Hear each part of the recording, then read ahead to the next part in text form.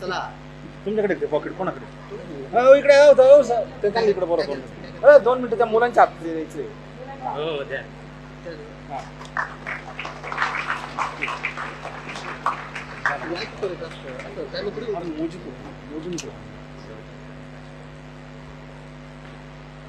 त्याप्रमाणे माननीय गौतम सावरकर जन आंदोलन निधी 500 रुपये साहेबांना सुपूर्द करत आहेत.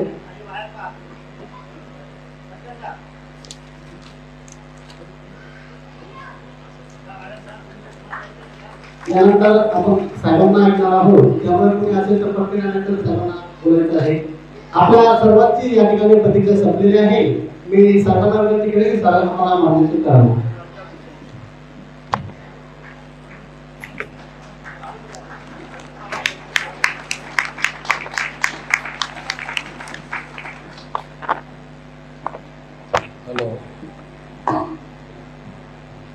हेलो साथियों, भारत मुक्ति मोर्चा, राष्ट्रीय पिछड़ा वर्ग मोर्चा, बहुजन क्रांति मोर्चा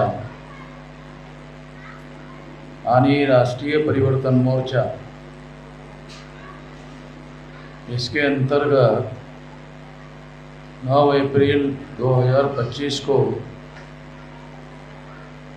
जेल भरो आंदोलन की तैयारी के अंतर्गत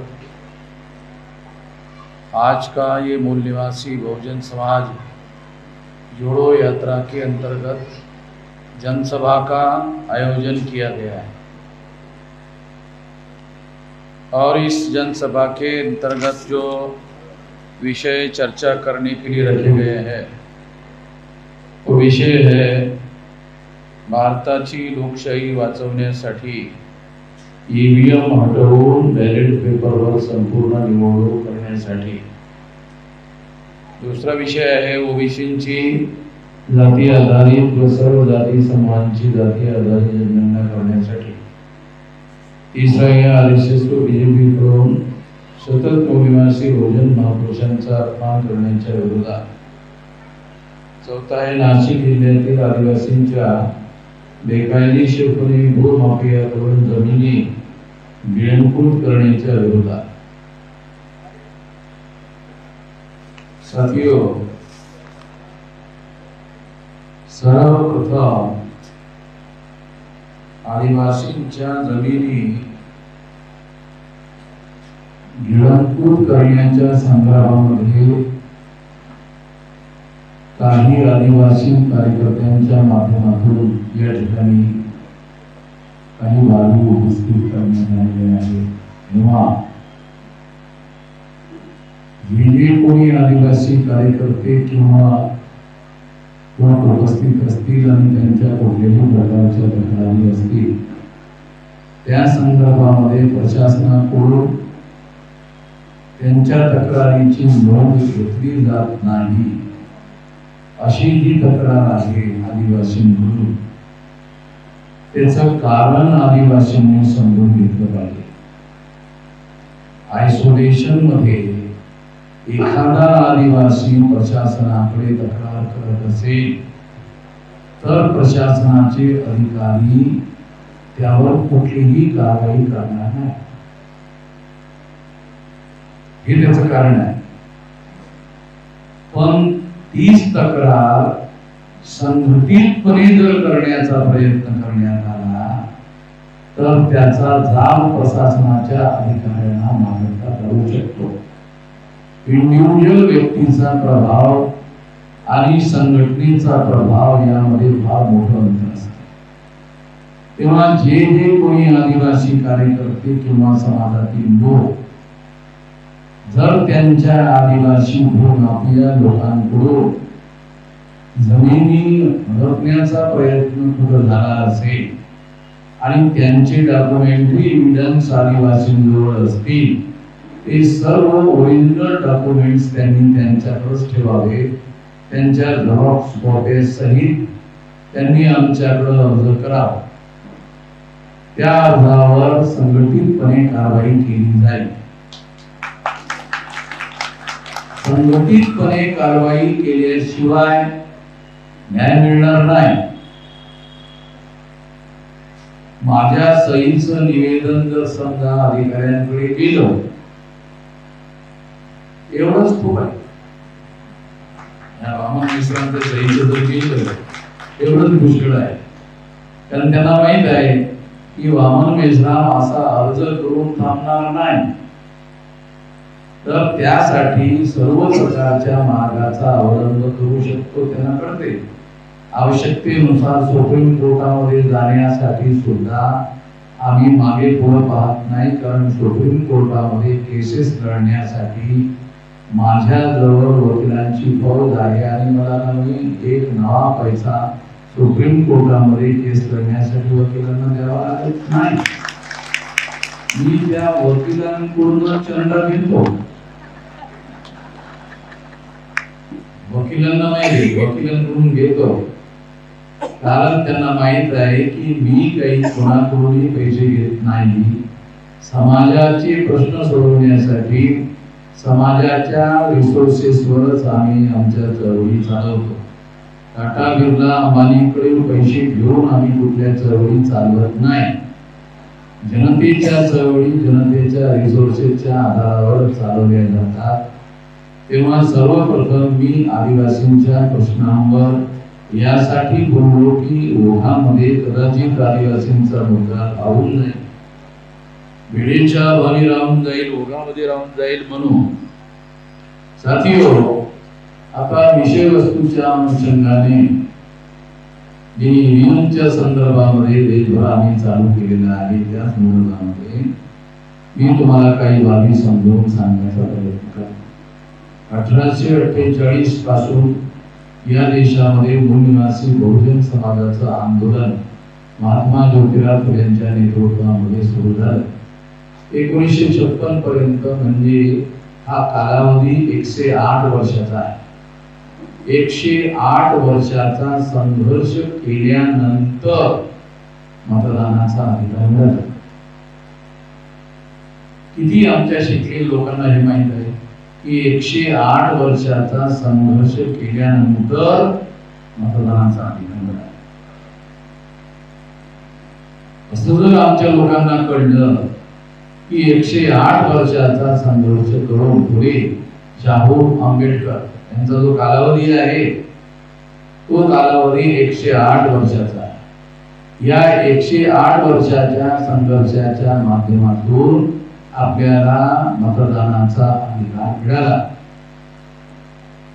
तेव्हा हा मतदानाचा अधिकार सामान्य अधिकार नाही. मतदानाच्या अधिकाराच्या माध्यमातून या देशामध्ये आपण लोकशासन करती जमात बनवू शकतो.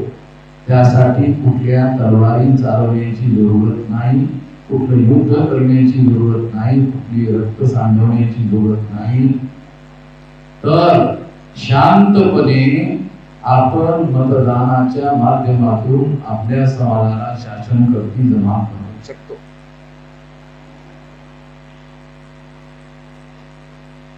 साथीहो, या देशामध्ये आपल्याला हे समजून घेणं फार आवश्यक आहे. हॅलो हॅलो हॅलो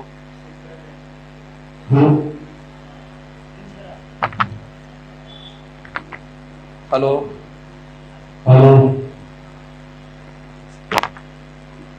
साथीहो, तेव्हा 1848 पासून तर 1956 पर्यंत 108 वर्ष आहे. या 108 वर्षाच्या संघर्षातून मतदानाचा अधिकार मिळाला. आणि हे बाब मी तुम्हाला याकरता सांगू इच्छितो की या मतदानाच्या अधिकाराचा शांतीपूर्ण पद्धतीने जर आपण वापर केला तर मोठ्यातला मोठा बदल आपण या देशामध्ये घडवून आणू शकतो. तेव्हा मतदान योग्य पद्धतीनेच केलं पाहिजे. बरेच ठिकाणी आम्ही जाऊन माहिती गोळा करण्याची फील्डमध्ये प्रयत्न केला. संध्याकाळी 4 वाजता फील्डमध्ये आम्ही गेलो. त्या लोकांना विचारलं, मतदान झालंय का तुमचं? मतदान करून आला? 4 वाजले तरी मतदान वगैरे वाट बघून राहिलं. कशाची? काही लोक येणार होते, ते घेऊन येणार होते, त्याची वाट बघून. म्हणजे याचा अर्थ असा की लोक मत विकण्यासाठी खरेदी करणारे लोक, त्या लोकांना हे माहितच नाही की एकदा मत विकल्यानंतर त्या लोकांचं राज्य 5 वर्षासाठी, 1 वर्षासाठी नाही, 5 वर्षासाठी हे लोकांना माहितच नाही. ते लोकांना का माहित नाही? हे लोकांना का माहित नाही? तर SC, ST, OBC या समाजामध्ये जो शिकलेला वर्ग आहे, ज्याला काही बाबी समजू शकतात, त्या लोकांनी आपल्या अज्ञ बांधवांना, जे शिकलेले नाही आहेत, अनाडी आहेत, त्यांना यासाठी समजावून सांगण्याचा प्रयत्न केला नाही. आणि ते समजावून सांगण्याचा प्रयत्न केला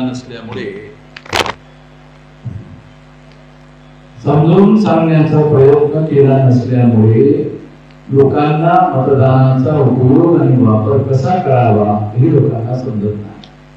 याचा अर्थ असा की शिकलेले जे अनुसूचित जाती, जनजाती, बॅकवर्ड क्लासेसचे लोक आहेत, ते याला जबाबदार आहे.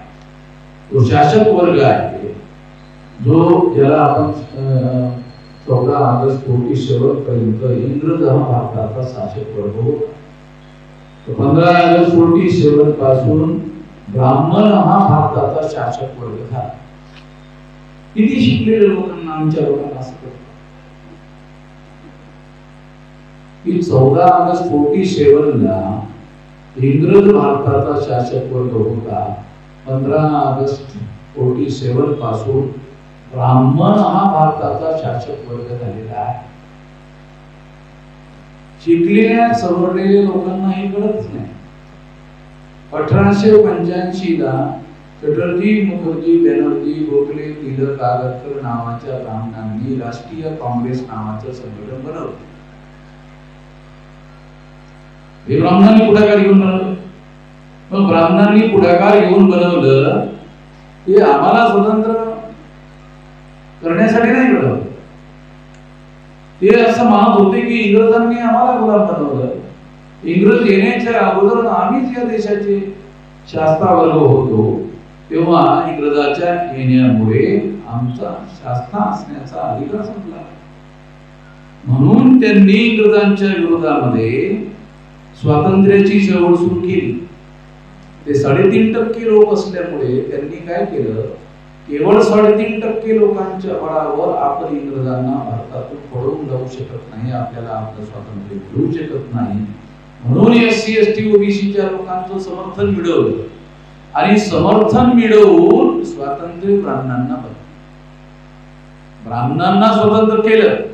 त्याचा काय पुरावा आहे? त्याचा पुरावा आहे स्वतंत्र भारताचा पहिला प्रधानमंत्री ब्राह्मण पंडित जवाहरलाल नेहरू यांना. हा पहिला पुरावा. दुसरा पुरावा काय?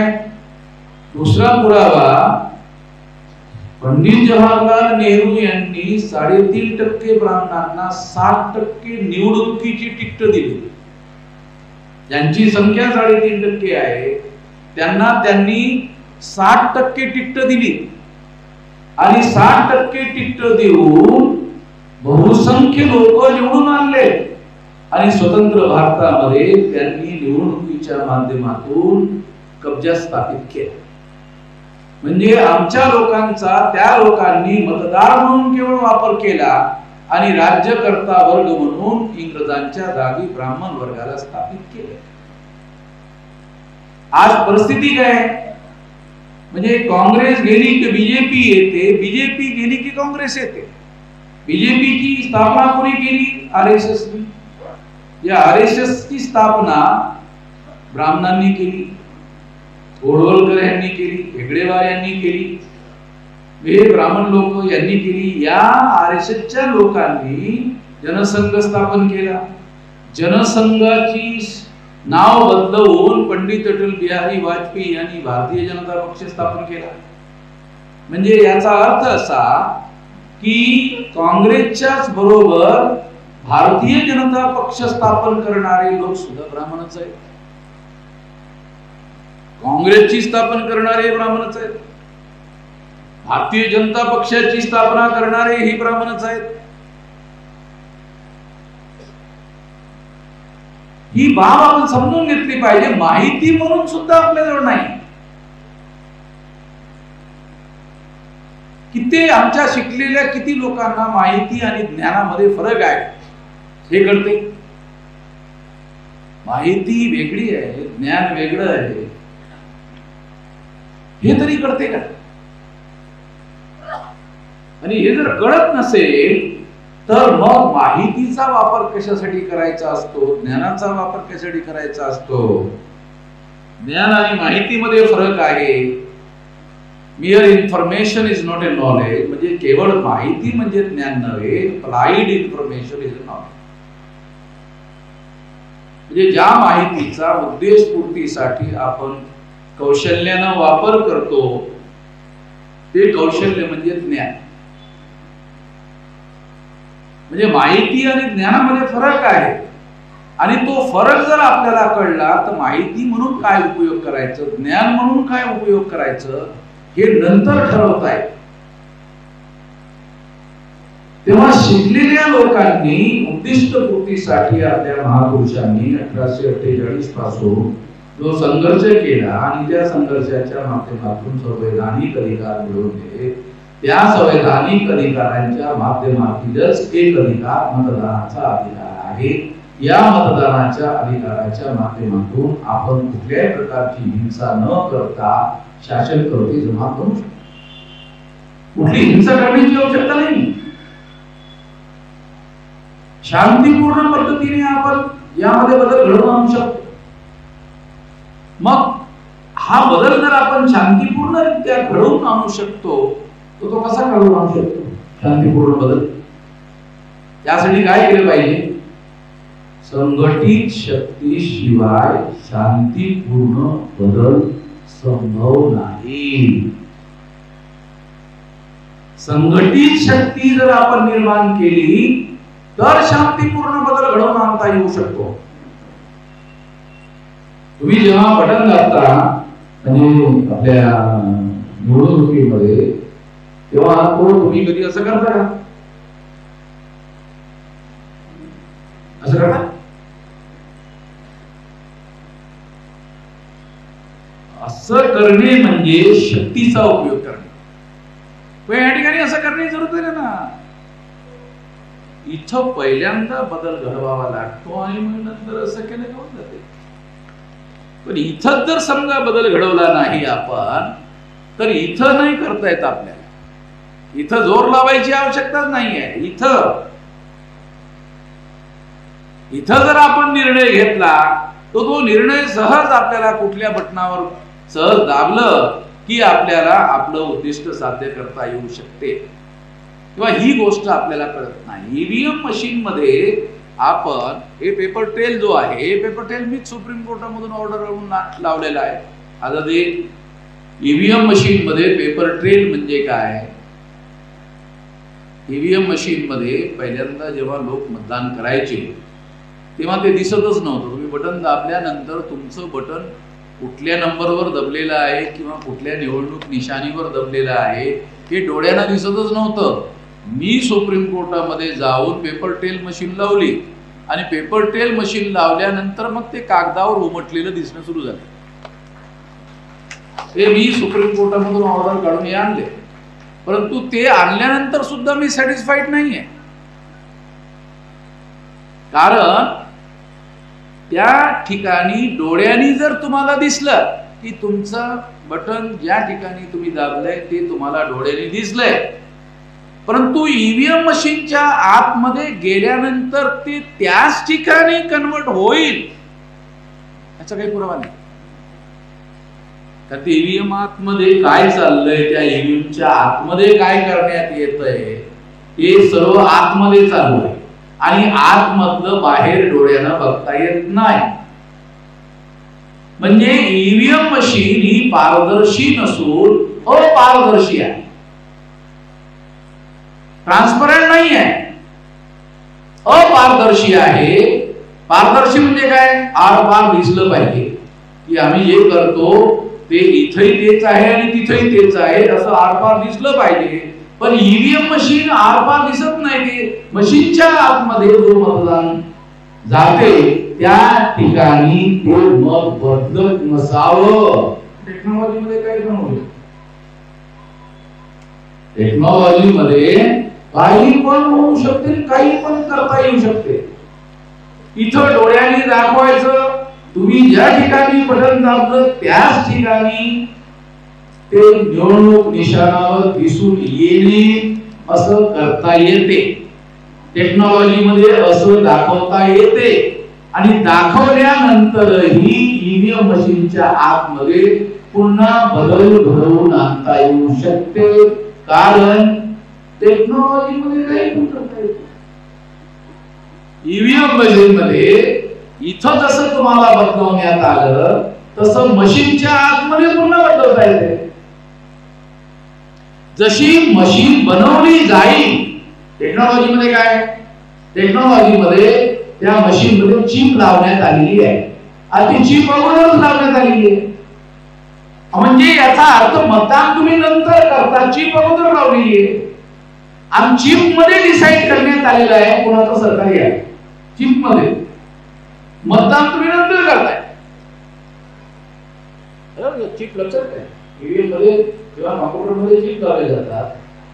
त्या चिप मध्ये अगोदरच निर्धारित आहे कोणाला काय बहुमत किती काय काय करायचं आणि त्यानंतर तुम्ही मतदान करता. कारण साधारण असणारी जी माणसं आहेत त्यांना ईव्हीएम मशीनची सर्व टेक्नॉलॉजी भारतीय जनतेच्या समोर उघडी करण्यात आलेली आहे का? नाही. अमेरिकेमध्ये जो टेक्नॉलॉजी मध्ये जगामध्ये सर्वात ऍडव्हान्स देश आहे, जपान हा सर्वात ऍडव्हान्स देश आहे, जर्मनी हा टेक्नॉलॉजी मध्ये सर्वात ऍडव्हान्स देश आहे. ह्या लोकांनी ईव्हीएम मशीन आणली आणि याच देशामध्ये बॅलेट पेपर आहे. त्यांचा ईव्हीएम मशीनच्या माध्यमातून फ्री फेअर अँड ट्रान्सपरंट निवडणुका होऊ शकतात यावर विश्वास नाही. ज्यांनी मशीन बनवल्या त्यांचा ईव्हीएम मशीनच्या माध्यमातून free fair and transparent, free म्हणजे मुक्त, म्हणजे भ्रष्टाचार मुक्त, फ्री म्हणजे भ्रष्टाचार मुक्त, फेअर म्हणजे निष्पक्ष, ट्रान्सपरंट म्हणजे पारदर्शी. तेव्हा अमेरिकेमध्ये, युरोपमध्ये बॅलेट पेपरवर निवडणुका होतात.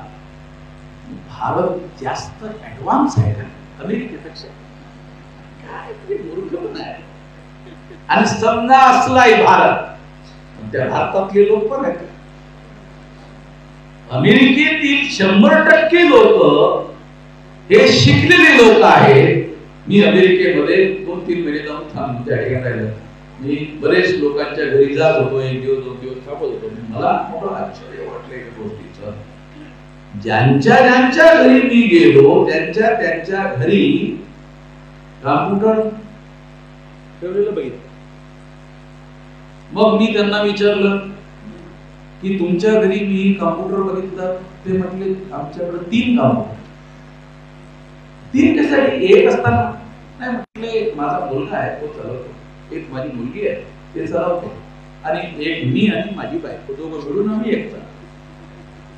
अरे पण हे सर्वांसाठी एक चालवता येते ते बरोबर आहे, पण ते माझे मुलगा आणि माझी मुलगी मानत नाही.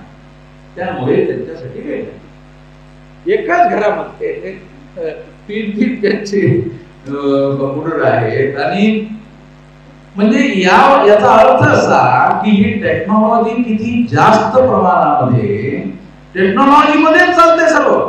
कुणाला ऑफिस मध्ये जायची जरूरत नाहीये. अमेरिकेमध्ये ऑफिस मध्ये जायची जरूरत नाहीये. अजूनही आपल्या देशामध्ये ऑफिसमध्ये गेल्याशिवाय काम होत नाही. पण अमेरिकेमध्ये, युरोपमध्ये लोक ऑफिसमध्ये जातच नाही, ते घरीच काम करतात. म्हणजे त्या ऑफिसमध्ये कॉम्प्युटर आहे सरकारचं, यांचा इथं आहे, मग इथूनच त्यांचा व्यवहार चालतो आणि कॉम्प्युटरवर त्यांचे निर्णय त्या ठिकाणी होतात. हे मी स्वतः बघितलंय. युरोप आणि अमेरिकेमध्ये ज्याला कॉम्प्युटर क्रांती म्हणतात ते ही आहे. तेव्हा आपल्याला ही जी काही इन्फॉर्मेशन टेक्नॉलॉजी आहे, याला इन्फॉर्मेशन टेक्नॉलॉजी म्हणतात, तेव्हा ह्या इन्फॉर्मेशन टेक्नॉलॉजीचा आपल्याला आपल्या जीवनामध्ये सुद्धा मोठ्या प्रमाणामध्ये उपयोग आणि वापर करता यायला पाहिजे. तो आपण अजूनही बॅकवर्ड जे SC ST OBC चे लोक आहेत त्यांच्यामध्ये अजूनही या टेक्नॉलॉजीचा पर्याप्त वापर होताना दिसत नाही. तेव्हा निवडणुकीमध्ये ईव्हीएम मशीनच्या माध्यमातून जे काही चालू आहे त्या माध्यमातून फ्री, फेअर अँड ट्रान्सपरंट निवडणुका होत नाही. थोडक्यामध्ये ही गोष्ट आपल्याला लक्षात घेणं आवश्यक आहे. आणि जर समजा ईव्हीएमच्या माध्यमातून फ्री, फेअर अँड ट्रान्सपरंट निवडणुका होत नसतील तर मग आपल्याला यावर विचार केला पाहिजे. आता या महाराष्ट्रामध्ये आता विधानसभेच्या ज्या निवडणूक आहे त्यामध्ये 76 लाख मत आले कुठून याचा पता. निवडणूक आयोगाचा जो कमिशनर आहे तो मलाच काही समजून नाही. तुला समजून नाही, तूच आहे निवडणुकीचं दुकान तूच चालवतं आणि तुलाच माहित नाही, माहित आहे कोणाला. म्हणजे एक तर तू नालायक माणूस आहे, अर्थ पगार घेत आहे, तुला लाज वाटली पाहिजे की असं बोलायला सुद्धा लाज वाटली पाहिजे ना. नाही मला सांगतात कम्प्युटर तुझ्या नियंत्रणामध्ये आहे, तुझ्या कम्प्युटर मध्ये ते 76 लाख मध्ये घुसले कसे. तेव्हा हे आपण समजून घेतलं पाहिजे. आता तो रिटायर्ड झालाय, तो राजीव कुमार जो आहे तो रिटायर्ड झाला, नवीन कमिशनर आला. तेव्हा म्हणण्याचा मुद्दा असा की केवळ महाराष्ट्रातल्या विधानसभेच्या निवडणुकीच्या बाबतीमध्ये आपण बोलतोय, संपूर्ण देशातील लोकसभेच्या निवडणुकीच्या बाबतीमध्ये, त्याच्या आकडेवारीच्या बाबतीमध्ये बोलत नाही मी. महाराष्ट्रामध्ये एकट्या महाराष्ट्राच्या विधानसभेच्या निवडणुकीमध्ये 76 लाख, 76,000 नाही, कार्यकर्त्यांनी 76,000 बोलले, 76 लाख निवडणुकीमध्ये महाराष्ट्राच्या बीजेपी, त्यानंतर शिवसेनेचा कुठलेला एक गट, काय त्याचं नाव बोलतो शिंदे. आता तो शिंदे कुठे आहे काही समजत नाही. तो म्हणजे आपल्या याच्याकडे आहे की कुठं आहे, तो कुठं कधी एकाएकी गायब होतो, घराकडे चालला जातो, कधी दिल्लीला जातो, त्याचा काय पताच नाही. त्याला हे समजून कालच्या मुख्यमंत्री होतो, आता मुख्यमंत्री झाले काय, त्याला समजून आले की करायचं काय करायचं. आता जर समजा मी मंत्रिपदाचा, मुख्यमंत्रीपदाचा राजीनामा दिला तर माझेच आमदार सोडून चालले जातील, म्हणजे अशी परिस्थिती, असं गोंधळ जो आहे त्याच्या समोर निर्माण झालेला आहे. तेव्हा त्यांच्या बाजूला 3 पक्षाचे लोक आहेत, बीजेपीच्या बाजूला, आणि विरोधी पक्षामध्ये शरद पवार, राष्ट्रवादी, त्यानंतर दुसरा पक्ष काँग्रेसचा, तिसरा पक्ष शिवसेना. म्हणजे हे असे 3 पक्ष एकत्रित होऊन विधानसभेच्या निवडणुका लढले. या बाजूला 3 पक्ष, त्या बाजूला 3 पक्ष, आणि या सर्व झाल्यानंतर बीजेपीला 230 मतदारसंघामध्ये आमदार निवडून आले. 288 पैकी 230 मतदारसंघामध्ये तुल्यबळ पक्ष असताना 230 मतदारसंघामध्ये बीजेपीचे लोक कसे निवडून आले. पण एवढ्या मोठ्या प्रमाणामध्ये विजय मिळाला बीजेपीला, एवढ्या मोठ्या प्रमाणात विजय मिळाला. मग काही लोकांनी, बीजेपीच्या लोकांना म्हटलं खूप मोठा विजय मिळाला, जरा जल्लोष व्हायला पाहिजे. काय समजून म्हणजे जे जिंकले त्यांना सुद्धा विचारले आम्ही जिंकलोच कसं, आम्ही जिंकलो तर इतक्या जागा कशाची. त्यामुळे बीजेपी जिंकली मोठ्या प्रमाणामध्ये, पण जल्लोष कुठंच नाही. एक फार पुरावा म्हणून सांगू आहे, हे जल्लोष का नाही. खऱ्या खुऱ्या अर्थानं जर माणूस जिंकला असता तर जल्लोष तो होतेच ना. खरा माणूस जर जिंकला तर जिंकण्याचा उत्साह असतोच ना. पण जे जिंकले त्यांना आपण कसं जिंकलो, आता तो ह्याच्याच विचारात आहे कसं जिंकलो, उत्साह कसा. जिंकणाऱ्या लोकांमध्ये सुद्धा आपल्याला उत्साह दिसला नाही. महाराष्ट्राच्या विधानसभेमध्ये जिंकल्यानंतर दिसला नाही. हा पुरावा म्हणून तुमच्या समोर मांडून राहिलो की ईव्हीएम मशीन मध्ये घोटाळ्याचा हा एक पुरावा आहे. आणि अशा पद्धतीनं ह्या सर्व गोष्टी आपल्याला या ठिकाणी दिसून येतात. आणि म्हणून होतंय काय की ईव्हीएम मशीनच्या माध्यमातून जर समजा निवडणुका जिंकता येत असतील तर मग ओबीसीची जाती आधारित जनगणना करण्याची आवश्यकता काय. नाही केली तरी आम्ही जिंकणार, केली तरी आम्ही जिंकणार आहोत. मग नाही केली तेच ठीक आहे. ओबीसीची जाती आधारित जनगणना न करताही 230 जागा जर आपल्याला जिंकता येत असतील आणि ओबीसीच्या माणसांनी आपला मतदान दिलं नसतानाही त्या सर्वांचे मत आपल्याच मतपेटीमध्ये टाकता येऊ शकत असतील तर मग ओबीसीची बोलणी करायचीच कशाला. ओबीसीच्या लोकांनी विचार केला पाहिजे की ईव्हीएम मशीन मध्ये घोटाळा होत असल्यामुळे आणि घोटाळा करून जिंकत असल्यामुळे ओबीसीची गिनती होत नाही. म्हणजे ओबीसीची मोजणी केली जात नाही याचा संबंध ईव्हीएमच्या घोटाळ्याशी आहे.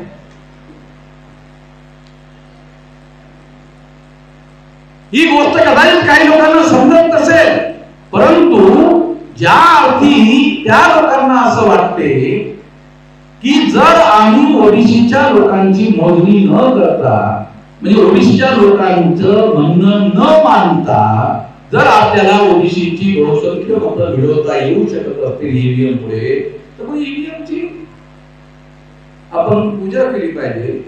ईव्हीएमलाच आपण महत्व दिलं पाहिजे, ओबीसींना महत्व देण्याची आवश्यकता नाही. असं चालू आहे. मग आपले सामाजिक प्रश्न असू द्या, आपल्या आरक्षणाचे प्रश्न असू द्या, आपले सामाजिक आर्थिक प्रश्न असू द्या, कुठल्याही प्रकारचे प्रश्न असू द्या, ते प्रश्न सोडवले जाणार नाहीत. कारण सोडवले नसले तरी ईव्हीएम जिंकता येते. तुमचे सामाजिक प्रश्न न सोडवता ईव्हीएम निवडणुका जिंकता येतात. तुमचे आर्थिक प्रश्न न सोडवता ईव्हीएम निवडणुका जिंकता येऊ शकतात. आणि कुठल्याही प्रकारचे प्रश्न न सोडवता ईव्हीएम निवडणुका जिंकता येऊ शकतात असा परिणाम होतो. म्हणजे ईव्हीएम मुळे फार जास्त भयानक परिणाम होतो. आपण जेवढा विचार करतो त्यापेक्षा जास्त भयानक परिणाम होतो. म्हणजे हा मुद्दा सामान्य नाही आहे. याचा अर्थ असा, लोकशाहीचा पाया काय? वोट म्हणजे काय? तुमचं मत विचारात घेणे म्हणजे वोट.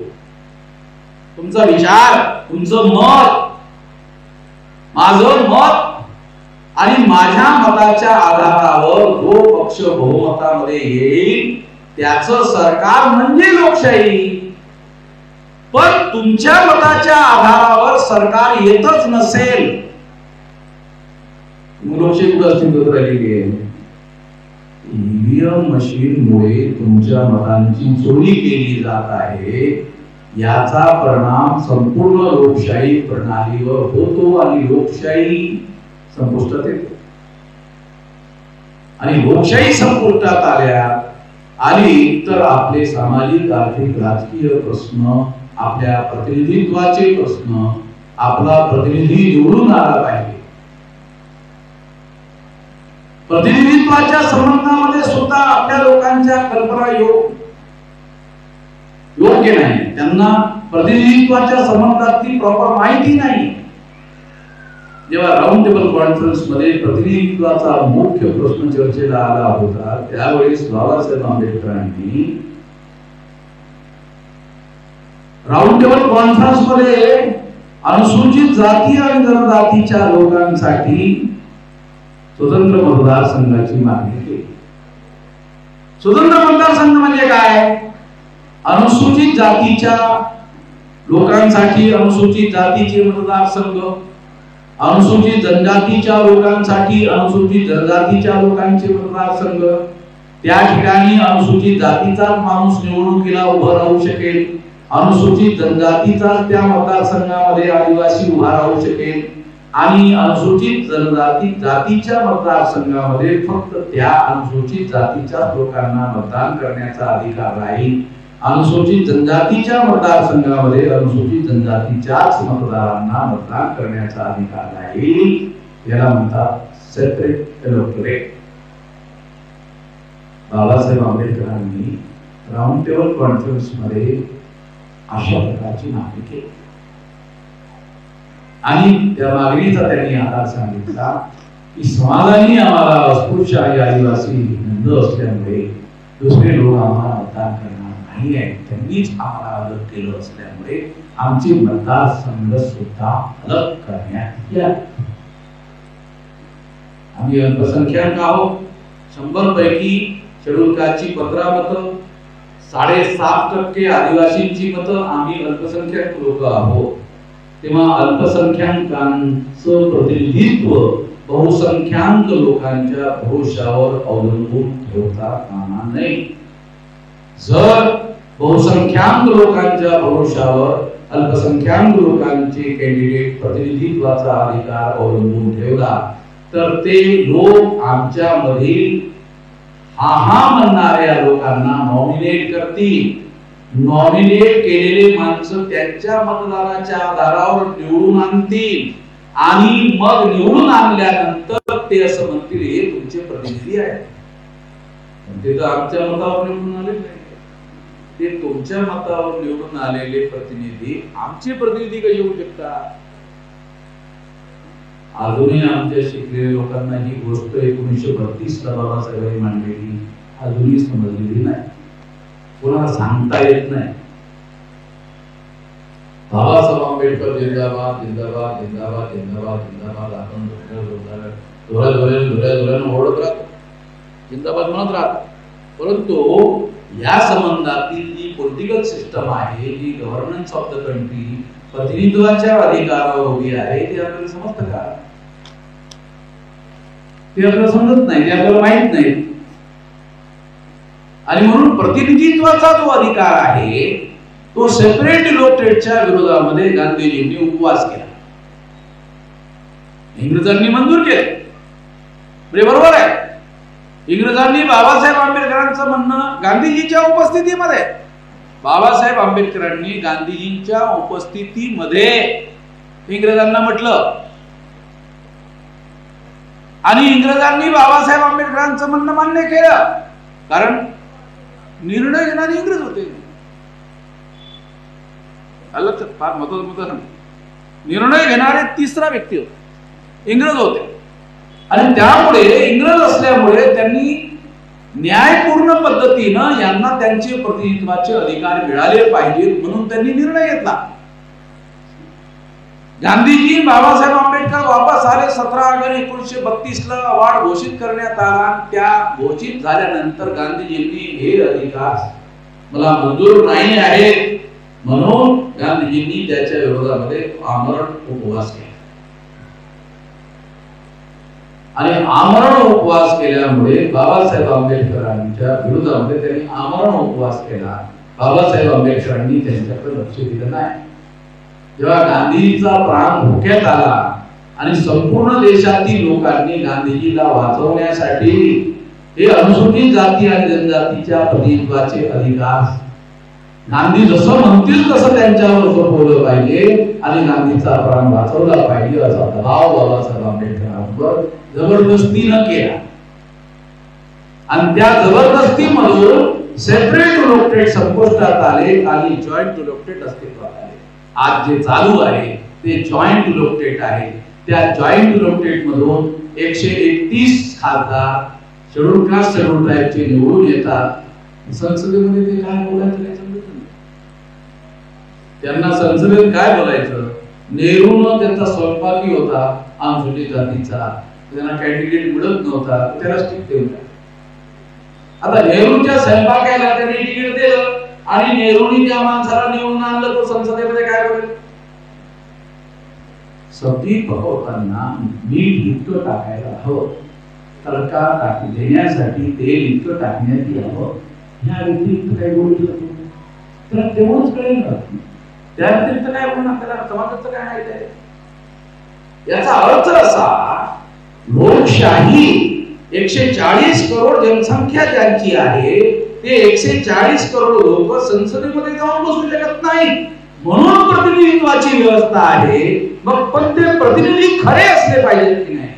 रियल रिप्रेझेंटेटिव्ह असा शब्द प्रयोग बाबासाहेब आंबेडकरांनी वापरला की हे जे जॉईंट इलेक्टेड मधून निवडून येणारी माणसं हे रियल रिप्रेझेंटेटिव्ह नाही आहेत, त्यामुळे संसदेमध्ये आमच्या प्रश्नांवर कोणी एक शब्द बोलत नाही। ते त्या पक्षासर्फे त्यांना तिकीट दिलं जाते, ते पक्ष त्यांना जे बोलायला सांगतात ते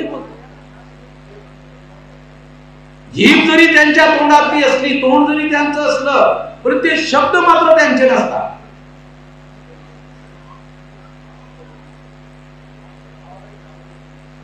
बाबासाहेब आंबेडकरांनी आमच्या आमदार खासदारांच्या बाबतीमध्ये असं इंग्रजीमध्ये वाक्य उच्चारलं की संसदेमध्ये मी पण बसतो आणि संसदेमध्ये ते रिझर्व्ह सीटवर निवडून आणलेले काँग्रेस बीजेपीचे लोक ते सुद्धा बसतात। ते काय करतात? ते are opening their mouth only for yawning, म्हणजे ते एक तर तोंडच उघडत नाही आणि तोंड केव्हा उघडतात? जांभई देण्याची वेळ येते तेव्हा तोंड उघडतात,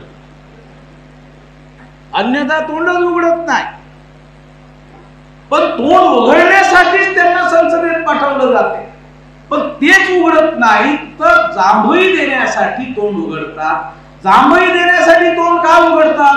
ते नॅचरल तोंड आहे, असं दाबून ठेवता येत नाही, उघडा बसला। अशी परिस्थिती प्रतिनिधित्वाच्या अधिकारामध्ये जॉईंट इलेक्टेडच्या माध्यमातून निर्माण करण्यात आलेली आहे। तेव्हा लोकशाही प्रतिनिधित्वाच्या माध्यमातून जिवंत केली जाते। जर वास्तविक आणि रियल रिप्रेझेंटेटिव्ह निवडून येत असतील तर लोकशाही रियल राहील, आणि प्रतिनिधी जर समजा योग्य निवडून जात नसतील तर लोकशाही सुद्धा योग्य राहणार नाही। मग यासाठी बाबासाहेब आंबेडकरांनी जो शब्द प्रयोग केला आहे की नॉमिनेटेड रिप्रेझेंटेटिव्ह आहे। नॉमिनेटेड इंग्रजी शब्द आहे। नॉमिनेटेड म्हणजे काय? नामधारी। नॉमिनेटेड म्हणजे नामधारी, त्या लोकांनी नियुक्त केलेले नामधारी लोक, म्हणजे आमचे प्रतिनिधी नसून ते नावासाठी नामधारी प्रतिनिधी म्हणून त्या ठिकाणी ठेवण्यात आलेले आहेत। त्यांना असं म्हणतात हे अनुसूचित जातीचे, हे अनुसूचित जनजातीचे प्रतिनिधी त्या ठिकाणी निश्चितपणे अनुसूचित जाती जनजातीचे जातात, परंतु संसदेमध्ये त्यांच्या बोलण्यावर बंदी टाकण्यात आलेली आहे। त्यांच्यावर पक्षाचं अनुशासन टाकण्यात आलेलं आहे आणि पक्ष त्यांना अनुसूचित जाती जनजातीच्या मुद्द्यावर बोलू देत नाही। आणि जर एखाद्या खासदारांना बोलण्याचा प्रयत्न केला तर दुसऱ्या निवडणुकीमध्ये त्याला तिकीट दिलं जात नाही, असे बंदोबस्त करण्यात आले। म्हणून प्रतिनिधित्वाचा अधिकार हे प्राणतत्व आहे लोकशाहीचं, आणि मूळ प्रतिनिधित्वाचा अधिकार जर नष्ट करण्यात आला तर लोकशाही सुद्धा रियल रिप्रेझेंटेटिव्ह नसेल तर अस्तित्वात येऊ शकत नाही, अशी परिस्थिती निर्माण झालेली आहे। आजच्या लोकशाहीमध्ये आपल्या लोकांना वास्तविक प्रतिनिधित्वाच्या अधिकारापासून वंचित करण्यात आलं असल्यामुळे आपले प्रश्न संसदेच्या मंडळावर मांडले जात नाहीत, मांडू दिले जात नाहीत, पक्षाच्या अनुशासनाच्या नावाखाली त्यांना बोलू दिलं जात नाही, अशी परिस्थिती आज निर्माण करण्यात आलेली आहे। म्हणून आपल्याला यासाठी जर समजा अनुसूचित जाती जनजातीच्या लोकांचा प्रतिनिधित्वाचा मुद्दा जर सेपरेट इलेक्टेडच्या माध्यमातून जसा बाबासाहेब आंबेडकरांनी निवडला होता तो जर त्या पद्धतीनंच कायम राहिला असता तर ओबीसीची जातीनिहाय जनगणना 1950 साली झाली असती. अनुसूचित जाती आणि जनजातीच्या लोकांनी तो प्रश्न त्या ठिकाणी स्वतंत्रपणे ओबीसीचा मांडला असता. बाबासाहेबांनी मांडलेला आहे, पण ते एकटेच होते. जर 131 लोक त्यांच्या पाठीमागं त्यावेळेस राहिले असते तर त्याच वेळेस ओबीसीची मोजणी झाली असती. पण झालंय काय?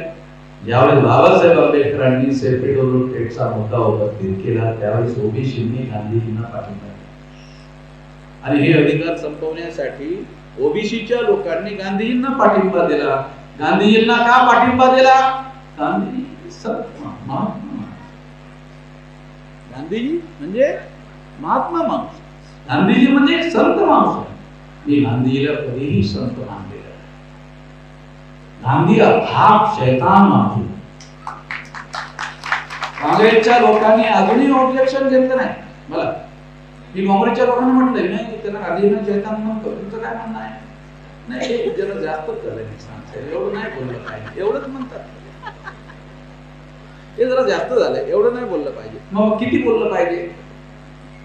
नाही एवढं नाही बोललं पाहिजे. किती बोललं पाहिजे?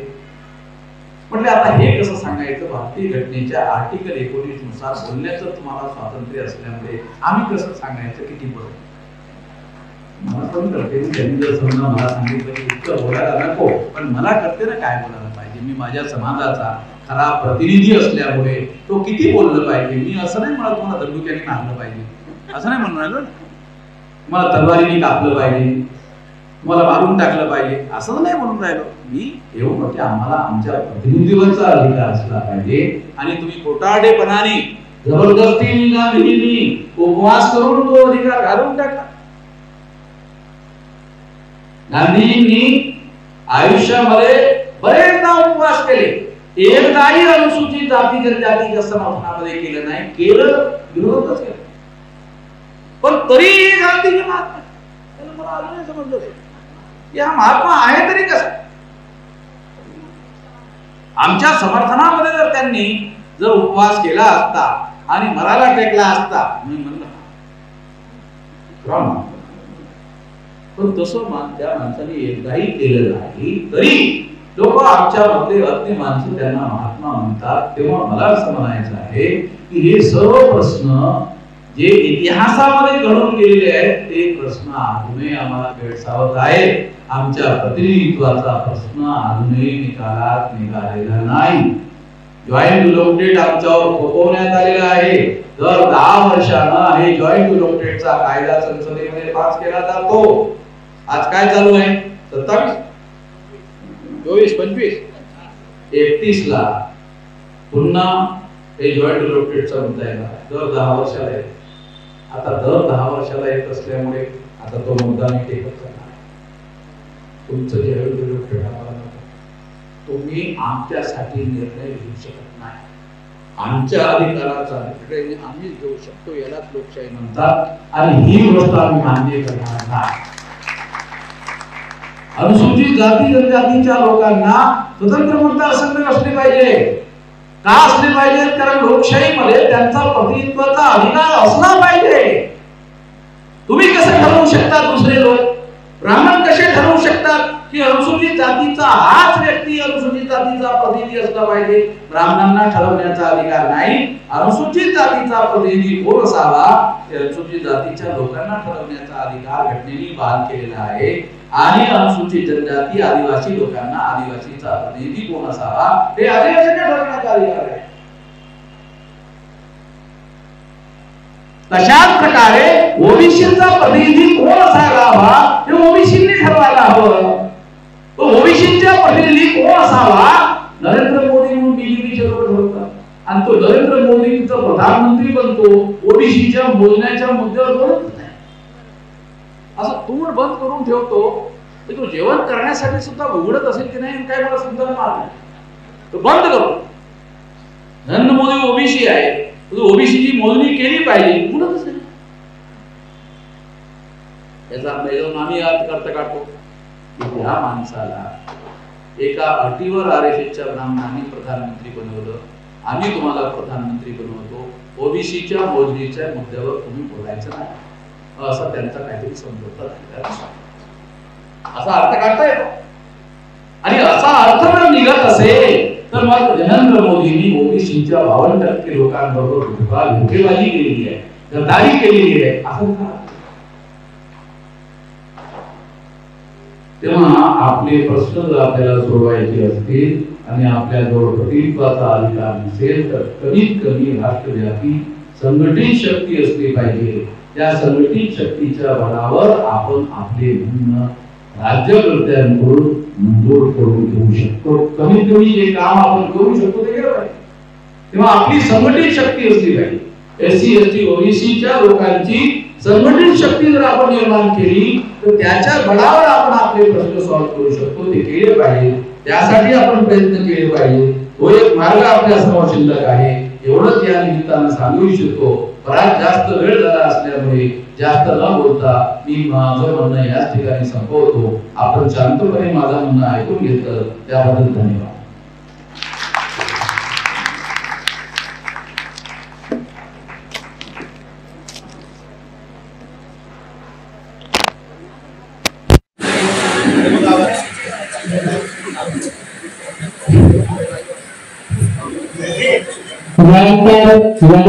आम्ही या सर्वच मंडळींना विनंती आहे की आपल्या सर्वांची या ठिकाणी जेवणाची व्यवस्था केली आहे.